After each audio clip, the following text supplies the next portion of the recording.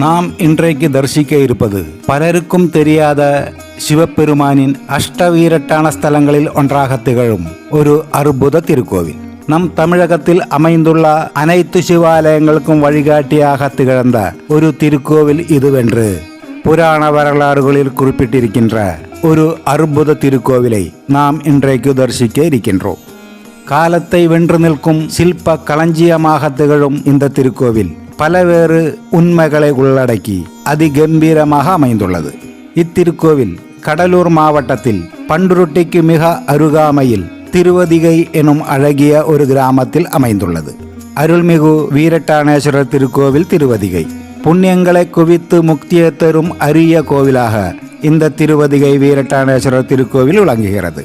சிவபெருமானின் அஷ்டவீரட்டான ஸ்தலங்களில் மிக புகழ்பெற்று விளங்கும் ஸ்தலம் இந்த திருவதிகை.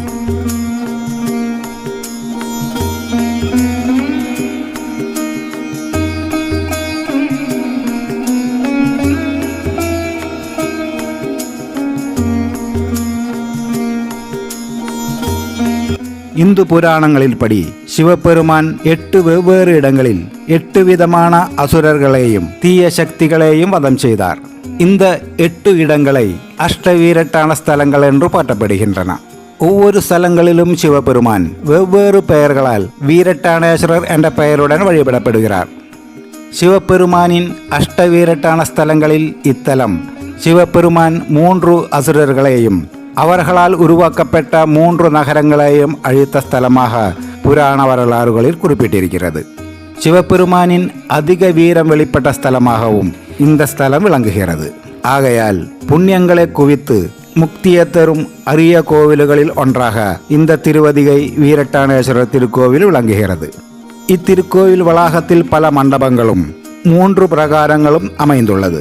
இந்த நுழைவாயில் கோபுரத்துக்கு முன் அமைந்துள்ள மண்டபத்தை திருநீற்று மண்டபம் என்று அழைக்கப்படுகிறது. இங்குதான் அப்பர் பெருமான் சூல நோய் ஏற்பட்டு திலகவதி அம்மையாரின் திருக்கரங்களால் அப்பர் பெருமானுக்கு திருநீறு பூசி கோவிலுக்குள் அழைத்து சென்றார். ஆகையால் திருநீரின் பெருமையை உலகத்திற்கு உணர்த்திய ஸ்தலமாகவும் திருநாவுக்கரசருக்கு வாழ்க்கையில் திருப்பந்தந்த ஸ்தலமாகவும் இத்தலம் போற்றப்படுகிறது.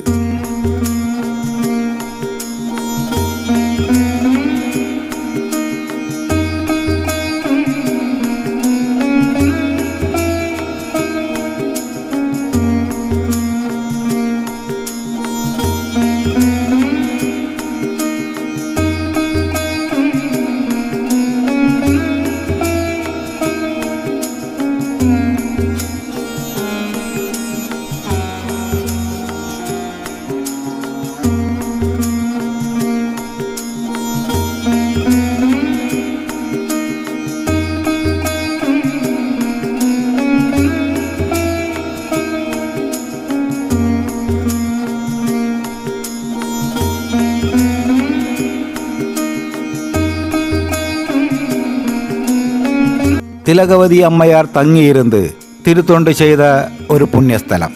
திலகவதி அம்மையார் தன் தம்பியின் இருள் நீக்கி நல்வழிபடுத்துமாறு இறைவன வேண்ட சூலை தந்து ஆள் கொள்வோம் என்று பதிலளித்த புண்ணியஸ்தலமாகவும் திருநாவுக்கரசர் முதலில் தேவார பாடல் பாட ஆரம்பித்த புண்ணியஸ்தலமாகவும் ஞான சம்பந்தருக்கு இறைவன் திருநடனம் காட்டிய ஒரு அற்புத ஸ்தலமாகவும் இத்தலம் விளங்குகிறது. இத்திருக்கோவிலின் கர்ப்பகிரக விமானத்தை பார்த்து ராஜராஜ சோழன் பிற்காலத்தில் தஞ்சை பெரிய கோவிலை கட்டினார் என்பதும் வரலாறு. அப்படி இத்திருக்கோவிலின் வரலாறுகளையும் அற்புதங்களையும் சொல்லிக்கிட்டே போகலாம். காலத்தை வென்று கம்பீரமாக காட்சியளிக்கும் இத்திருக்கோவிலை சற்று பாருங்கள்.